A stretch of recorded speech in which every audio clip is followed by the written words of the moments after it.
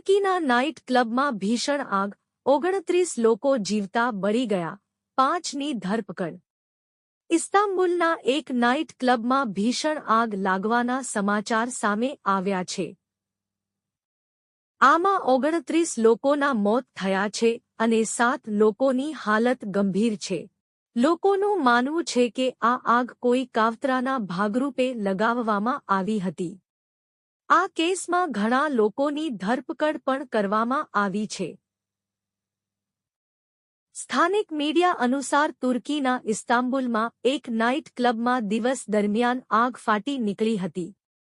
તે સમયે અહીં રિપેરિંગનું કામ ચાલી રહ્યું હતું.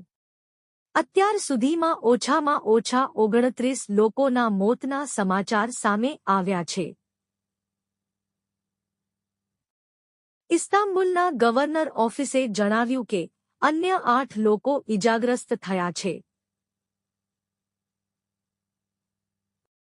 જેમાંથી 7ની હાલત વધુ ગંભીર હોવાનું કહેવાય છે.